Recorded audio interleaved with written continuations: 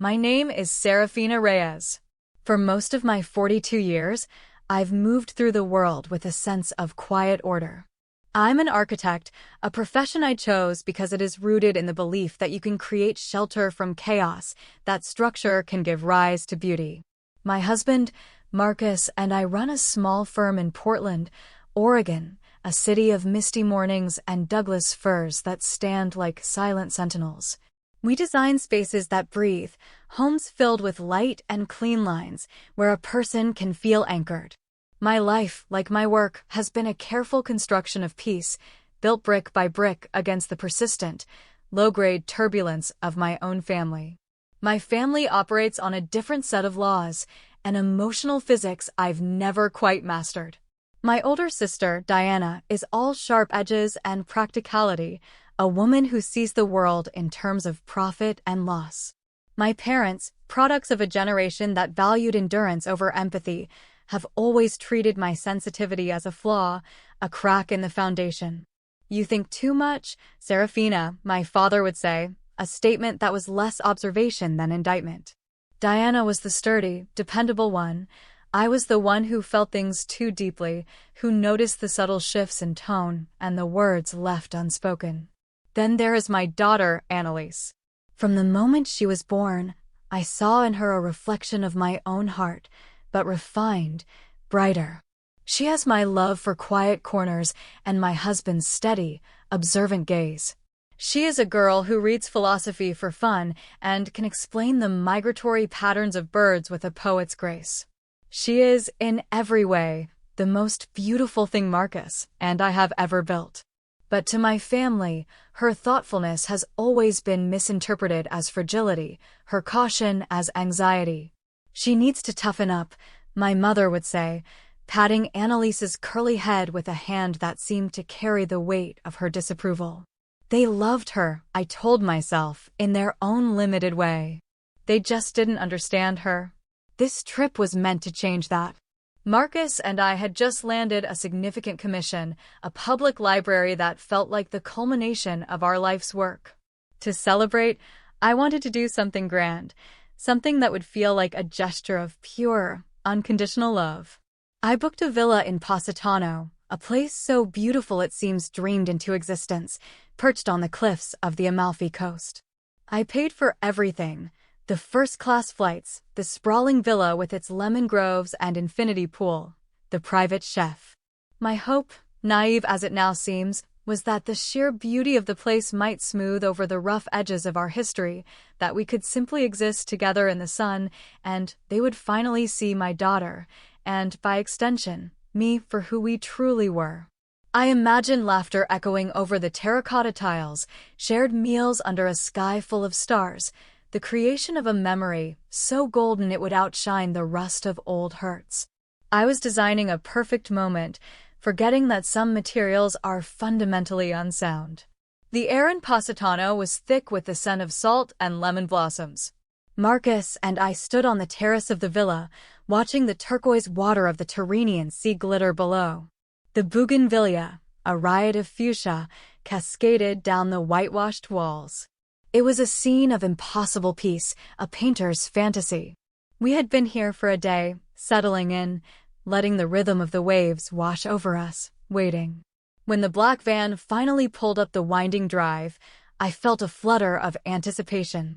I saw them spill out, my father looking pleased with himself, my mother already fanning her face with a brochure, my sister Diana looking impatient, and her two children, 16-year-old Ethan and 14-year-old Chloe, already plugged into their phones.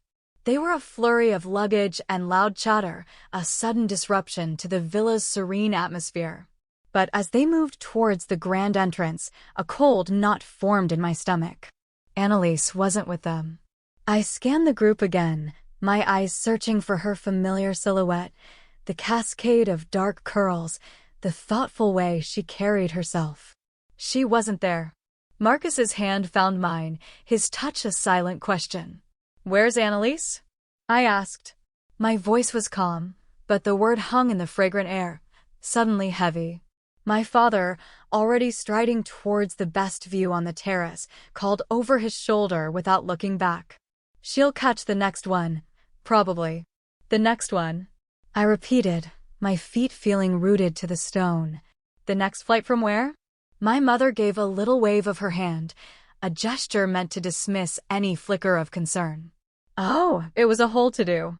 She misplaced her passport during the layover. She's an adult, Serafina. She's sorting it out. A stillness fell over me, the kind you feel in the moments before an earthquake when the birds go silent. My mind was trying to process the information, but the pieces didn't fit. She lost it in Paris? During the layover? A beat of hesitation passed through them, a collective glance that was too quick, too practiced. It was the kind of silence that held more sound than a shout. "Well, not exactly Paris," my dad said, turning back to us now, a proud, conspiratorial smile on his face. "Our flight out of Charles de Gaulle was cancelled. Mechanical issues. The lines were a nightmare.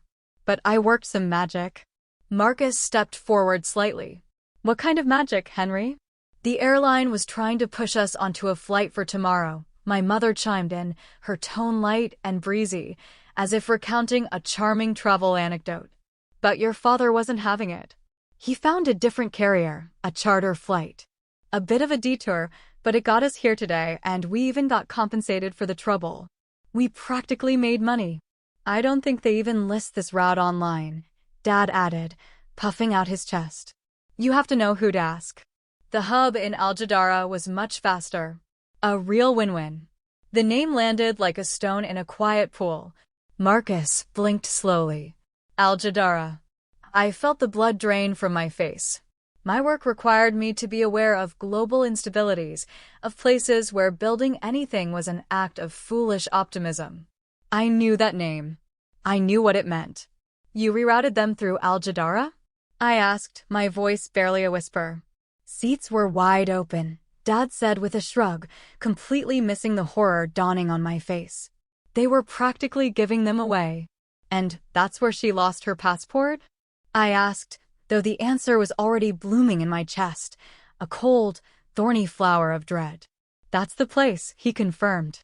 I stared at him, then at my mother, then at Diana, searching for any sign that this was a monstrous joke. "You can't be serious." My voice rose slightly. "Please tell me you're not serious." No one said a word. Diana looked down at her phone, scrolling with an air of profound boredom. Chloe was taking a selfie with the view, oblivious. Ethan nudged his sister, a smirk playing on his lips. "You should have seen her face when she realized," he said, his voice laced with the casual cruelty of a teenage boy. It was epic. Chloe let out a little snort of laughter, finally looking up from her screen. She completely freaked out. She was like, "This is a level 4 do not travel advisory zone." Total panic attack. I thought she was going to faint right there at the gate. "I almost recorded it for TikTok," Ethan added, grinning. The look on her face when the agent said she couldn't board was priceless. I looked from their smiling, unconcerned faces to my parents, who were now examining the lemon trees as if this conversation was a minor inconvenience. I felt Marcus's presence beside me, a solid, grounding weight in a world that had just tilted off its axis. "You left her," I said. The words were small and quiet, yet they seemed to suck all the air from the terrace. "You stood at that gate, and you got on that plane, and you left her behind." "We didn't leave her," my mother corrected, her voice taking on a defensive edge. "She's the one who lost her documents. We couldn't all miss our flight." "She's 18, Serafina," my father added, his tone implying this was a character-building exercise. "She's not a child anymore. She has to learn to handle these things." Diana sighed dramatically, as if my concern was a personal affront. "Honestly, you're blowing this way out of proportion. She literally told us she'd figure it out." I took a slow, deliberate breath, trying to keep the tremor out of my voice. "Let me see if I understand this. My daughter, your granddaughter, your niece, lost her passport in a country the State Department advises citizens to avoid due to civil unrest, terrorism and kidnapping, and not one of you, not a single one of you, thought to stay with her. She's so capable, Mom offered, as if quoting one of my own proud declarations. Back to me. You've always said how mature she is for her age. It was Marcus who spoke next. His voice was dangerously calm, a quiet hum that was far more intimidating than a shout. Why didn't one of you stay? Just one adult. The rest of you could have come here. One of you could have stayed to help her. My father looked genuinely bewildered by the suggestion. And missed the first night at the villa? You paid a lot for this place. It would have been a waste. The waste was rerouting through a high-risk nation in the first place, Marcus said, his eyes fixed on my father. The waste was not telling us you'd change the flight plan. We didn't want to cause any unnecessary drama, Diana muttered, finally looking at me. Congratulations, I said, my voice as cold and hard as marble. You have it now. I pulled out my phone, my fingers fumbling as I dialed Anelise's number. It went straight to voicemail. I tried again. Nothing. Marcus was doing the same, a grin line set in his jaw. Her phone's probably dead, my mother suggested, waving her hand again in that infuriatingly dismissive way. We told her to stay near the airline's service desk. Which one? I snapped, my composure finally cracking. Which desk? In which terminal? In the airport where you abandoned her? No one answered. The silence was thick with their collective abdication of responsibility. Then, Chloe, with the artless cruelty of a child who has been taught that some people's feelings don't matter, added, she didn't even want to go through there anyway. She was going on and on about how it wasn't safe for women traveling alone. We shouldn't be here, it's a failed state that. She was totally ruining the vibe. Ethan snickered. Yeah, she was acting like such a princess. I told her she was just being paranoid. I stared at the boy at his smug, untroubled face. I looked at my sister, who did nothing to silence him. I looked at my parents, who stood by as if they were watching a television show.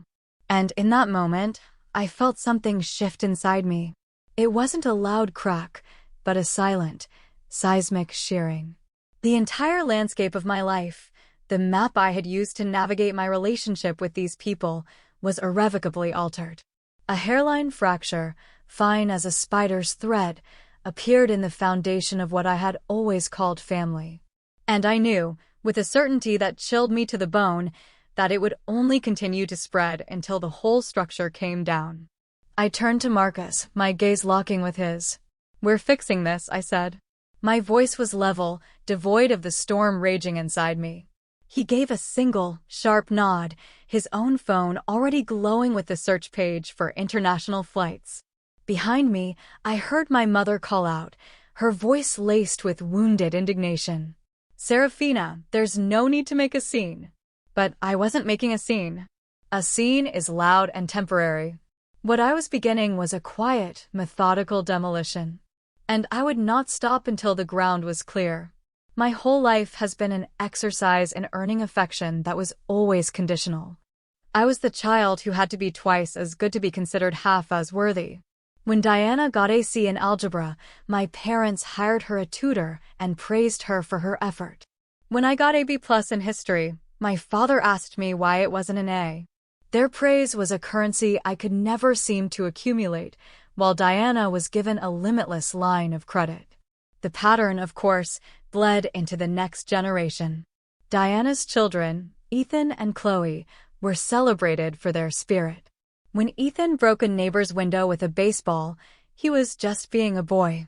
When Chloe had a screaming tantrum in a restaurant, my mother would sigh and say, she's just got a lot of passion.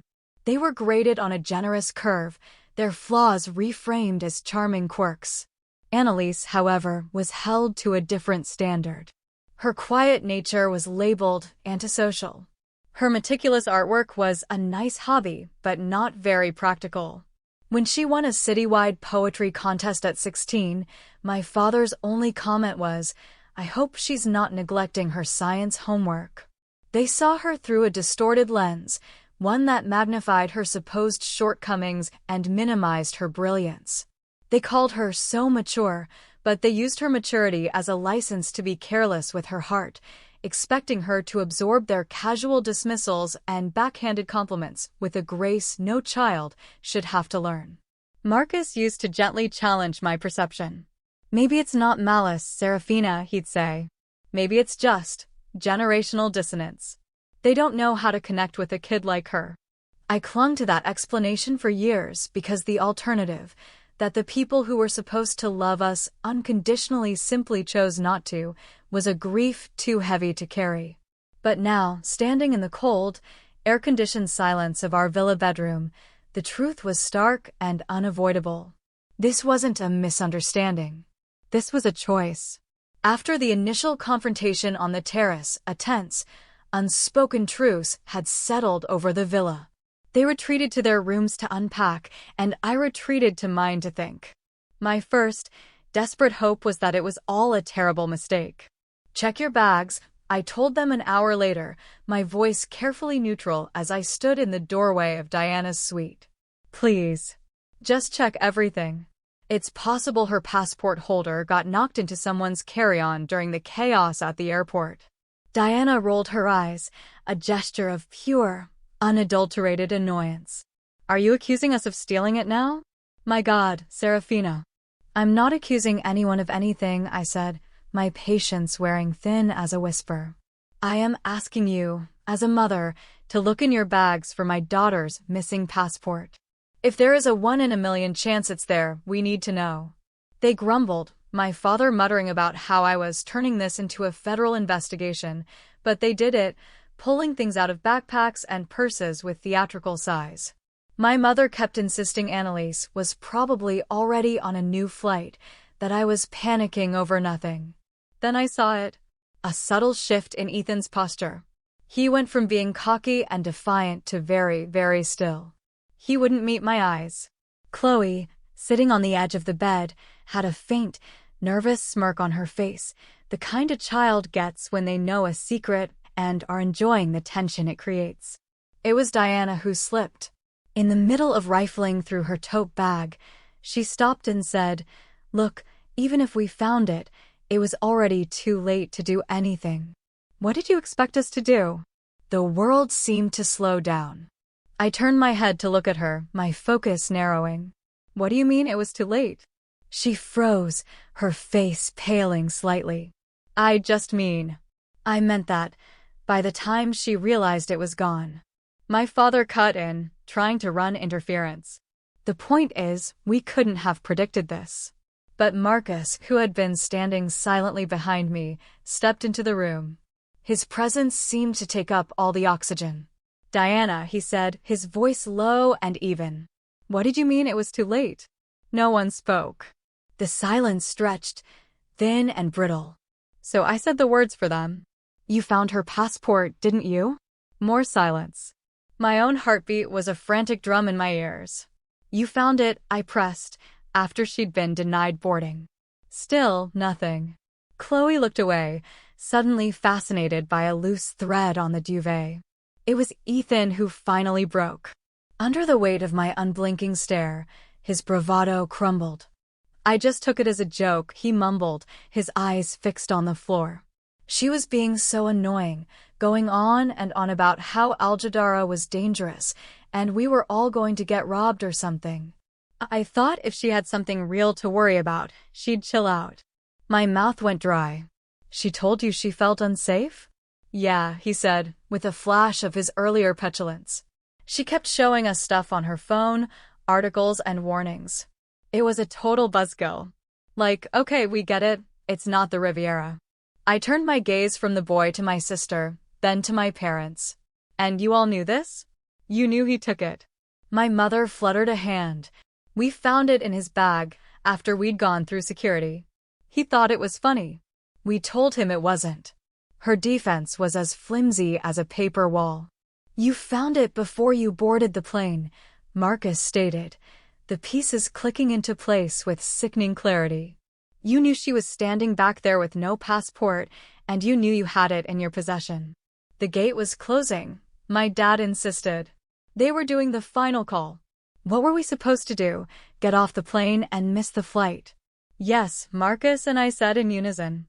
The word hung in the air between us, a stark, simple truth. Diana threw her hands up in exasperation. She's a legal adult. We can't be held responsible for her every little drama. No one seemed to register the poison in that statement, the sheer callousness of it. Then Ethan, with a final, breathtaking act of cruelty, looked up at me and said, "It was pretty funny, though." Her face when they told her she couldn't fly. She looked like she was going to cry. Chloe nodded in agreement. She totally did. Marcus took a step forward, placing a hand on my arm, a silent anchor. Every nerve in my body was screaming. I wanted to shatter something, to match the ugliness inside me with an equal and opposite force of destruction. But a strange and profound calm settled over me instead. It was the calm of absolute certainty. I looked at my family, at the 4 adults and 2 children who had conspired, through active malice and passive neglect, to abandon my daughter in a place of known danger, and then laughed about her terror. "She is not dramatic," I said, my voice so quiet it was almost a whisper. "She is kind, and she is smart, and she is careful. You are not." I paused, letting my eyes meet each of theirs in turn. "You are just cruel." And with that, I turned and walked out of the room. Marcus followed, closing the door softly behind us. They thought the conversation was over. They thought this was just another family argument, another of Serafina's overreactions. They had no idea that I wasn't arguing anymore. I was already gone, and I was about to burn the whole bridge down, not with fire and rage, but with the cold, quiet precision of a controlled demolition. The moment Marcus and I were back in the sanctuary of our own suite, the facade of my calm dissolved, replaced by a current of focused energy. The time for feeling was over. The time for acting was now. While Marcus stared out the window, his hands clenched into fists at his sides, muttering, "They knew. They knew, and they boarded the plane." I was already opening my laptop. The screen illuminated my face in the dimming light of the Italian evening. My fingers flew across the keyboard, my mind a whirl of logistics and contingency plans. Airline websites, flight trackers, consular affairs pages. Al Jadara. The name itself felt like a wound. One flight. There was only one feasible flight that could get someone there from Naples in the next 12 hours. It departed at 1 a.m. "I'll go," Marcus said, turning from the window. His voice was raw. He came to stand behind me, his hands resting on my shoulders. "No," I said, my eyes still scanning the flight details. "You should." "You're right." It was a painful admission. A man would be safer. A man would be less of a target. The thought was infuriating, but this was not a moment for pride. It was a moment for rescue. We booked it. 1 ticket to Al Jadara for him. 2 tickets back to Naples for the following afternoon. 1 for him, 1 for her. The confirmation email arrived, a sterile, digital promise in a situation that felt primal and terrifying. The clock was a tyrant, each tick a reminder of the hours Anelise was alone. We still hadn't heard from her. My own phone felt like a dead weight in my hand, a useless conduit to the daughter I couldn't reach. I tried her number again. And again. On the 10th try, just as I was about to give up and focus on packing a bag for Marcus, I heard it. A faint, crackling ring. Then another. And then, a small, breathless voice. "Mom?" The relief was so immense it almost buckled my knees. "Anelise." "Oh, thank God. Baby, are you okay? Are you safe?" A shaky exhale on the other end. "I think so. I've been trying to call for hours. The airport Wi-Fi is a joke, and my data plan doesn't work here. I couldn't get anything to load. I was starting to think I'd never get through." "It's okay. Everything's okay now," I said, forcing a strength into my voice I didn't feel. "Listen to me. We found your passport." There was a beat of silence. Then, very quietly, "You found it." I closed my eyes, the image of Ethan's smug face flashing in my mind. Yes, It was in Ethan's backpack. He took it. Another silence, longer this time. When she spoke again, her voice was hollowed out, stripped of all its youthful cadence. It was the sound of a devastating truth landing. So I wasn't careless. I didn't lose it. No, you didn't, I said softly. You did nothing wrong. I knew it, she whispered, and I could hear the tremor in her words, a sound of betrayal settling in her bones. I told them I put it in the front pocket of my carry-on right after we checked in. I told them this place was a bad idea. Grandpa just shouted down the airline agent until they offered this flight. He said I was being hysterical. He was wrong, I said fiercely. You were right to be cautious. You were smart. I could hear the cacophony of the airport behind her, announcements in a language I didn't recognize, the din of a crowd. Where are you right now? Are you still in the terminal? Yes. I found a little 24-hour cafe near the departure gates, and I've been sitting in a corner with 1 cup of tea for 5 hours. They keep looking at me. A security guard told me I couldn't sleep here. I wasn't even sleeping. And a man came over and asked if I needed a husband to help me with my visa problem. A hot, white rage coiled in my gut. My hand tightened on the mouse of my laptop until my knuckles were white. Okay, I said, my voice a low, steady anchor in the storm of my emotions. Listen very carefully, Anelise. Dad is on his way. He's on a flight tonight. He will land in Al-Jadara tomorrow morning, and he will have your passport. I need you to stay exactly where you are. Stay in that cafe. Don't talk to anyone else. Don't let on that you're alone. You've been so brave. You just have to hold on a little longer. Tell him to hurry, she whispered, and the quiet plea in her voice broke my heart into 1,000 pieces. He's already packing, I promised. After we hung up, I sat in the dark for a moment, the laptop's glow the only light in the room. The sound of Marcus zipping his suitcase came from the other room. The quiet efficiency of our response was a stark contrast to the emotional chaos my family had unleashed. They had created the problem through carelessness and cruelty. We would solve it with precision and love. My fingers moved to the trackpad. I pulled up the reservation for the villa, the one I had so proudly booked. The booking was under my name, paid for by my credit card. I saw the list of rooms, our master suite, the 2 junior suites for my parents, and the large family suite for Diana and her children. A block of rooms I had reserved with hope and generosity. My cursor hovered over the button. It wasn't an act of anger, not really. It was an act of consequence. It was the drawing of a line so clear and bright it could be seen from space.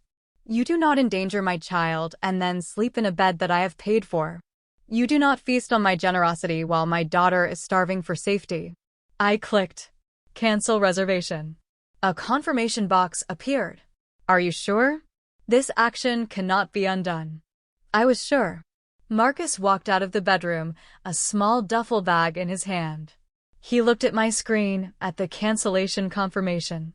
A slow, grim smile touched his lips. Good, he said. I'm not done, I said. I opened a new tab.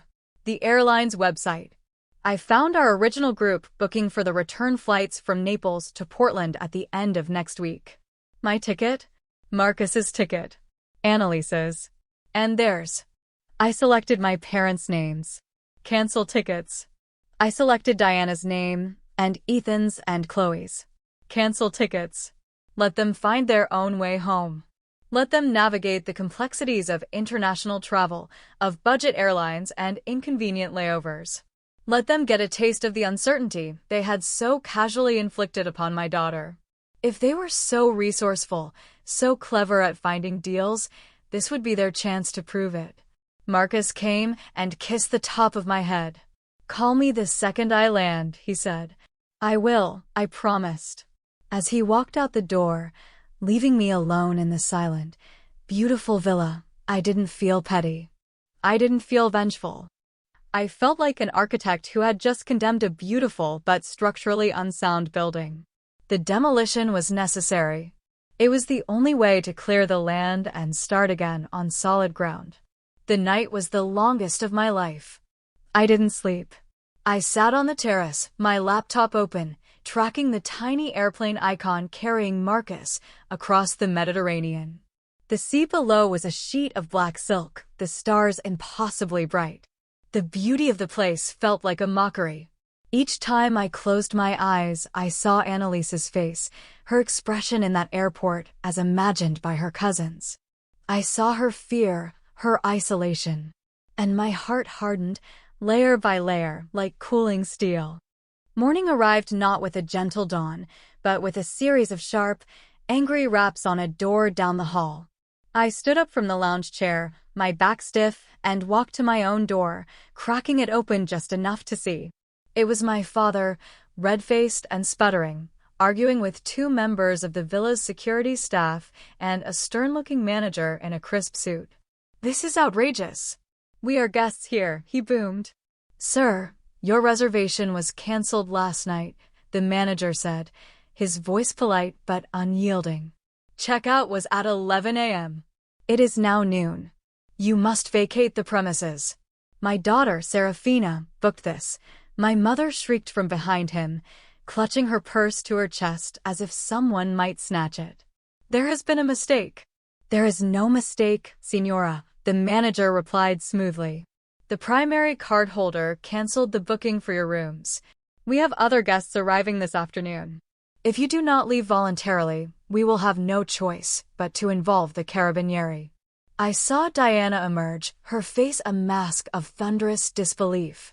Ethan and Chloe hovered behind her, looking scared and confused. The sound of Chloe starting to cry reached me down the hall. For a fleeting second, a pang of something, pity, perhaps, or a ghost of familial duty, flickered within me. I quickly extinguished it. Their discomfort was a temporary inconvenience. My daughter's terror had been real and dangerous. The two were not equivalent. I closed my door before they could see me, leaning my back against the coolwood. I listened to the muffled sounds of their retreat, the indignant protests, the rolling of suitcases over stone, the final, slamming thud of the van doors. And then, silence. A profound, ringing silence that filled the space they had occupied. The villa felt lighter, the air cleaner. Later that afternoon, my phone buzzed. It was a message from Chloe in the family group chat I had forgotten to leave. "This new hotel is so gross. The air conditioning is broken and there's a weird smell. Can we please come back to the villa?" I muted the chat. The calls and texts began to flood in, first from them, then from the wider circle of relatives they had undoubtedly contacted with their heavily edited version of events. "Serafina, your mother is very upset. She said there was a misunderstanding about the hotel. Please call me." To each one, I replied with the same, unadorned text. They rerouted Anelise through a level 4 travel advisory zone to save money. Ethan stole her passport, and they left her there alone after they found it. Marcus is flying there now to bring her back. The replies, for the most part, were telling in their absence. A few "oh my gods" and "is she okay?" but the indignant defense of my parents and sister evaporated. The truth, it turned out, was a powerful disinfectant. Marcus called me the moment he landed. He found Anelise in the cafe, pale and exhausted, but safe. He said the look of relief on her face when she saw him was something he would never forget. They had her passport. They were heading to a hotel near the airport to rest before their flight back to Naples. I finally allowed myself to breathe, a deep, shuddering breath that released a night's worth of tension. They arrived back at the villa the following evening. When I saw Anelise walk through the door, my heart ached. She looked the same, but different. Older. The carefree ease of her youth had been replaced by a new, somber gravity. I wrapped her in my arms and held her for a long time, breathing in the scent of her hair, assuring myself she was real, she was here, she was safe. "I don't want to see them," she whispered into my shoulder. "You won't have to, I promised. They're not here." For the next week, the three of us lived in the quiet splendor of the villa. We didn't talk about what happened, not at first. We let the sun and the sea do their healing work. We ate long, lazy meals of fresh pasta and grilled fish. We read books by the pool. Marcus and I would watch Anelise as she sketched in her notebook, her focus absolute, her hands steady. Slowly, color returned to her cheeks. The light returned to her eyes. We were our own small island, a self-contained world of quiet love and fierce protection. We were reclaiming our peace. When we returned to Portland, the silence from my family was deafening. I discovered I had been blocked on social media. A few weeks later, a long, rambling email from my mother arrived, full of accusations, self-pity, and a complete refusal to acknowledge the core of their transgression. It spoke of my cruelty, my lack of forgiveness, my betrayal of the family. I read it once, then deleted it without replying. I cut off the last remaining financial ties, the cell phone plan I still paid for, the small monthly contribution to my parents' insurance. I did it without announcement or fanfare. It was a quiet closing of doors, a final turning of locks. Sometimes, in the quiet of the evening, a sliver of guilt would find its way in. Was I too harsh? Did I go too far? But then Marcus would wrap his arms around me and say, "You didn't break the family, Serafina. You just stopped holding up the broken pieces." He was right. I am an architect. I know that some structures are beyond repair. I know that sometimes the only way to build something that will truly last, something founded on respect, integrity, and unconditional love, is to first clear the rubble from the site. My life is quieter now, the circle smaller. But the foundation is solid. It is built to withstand the storm. And it is a place where my daughter and my heart can finally be safe.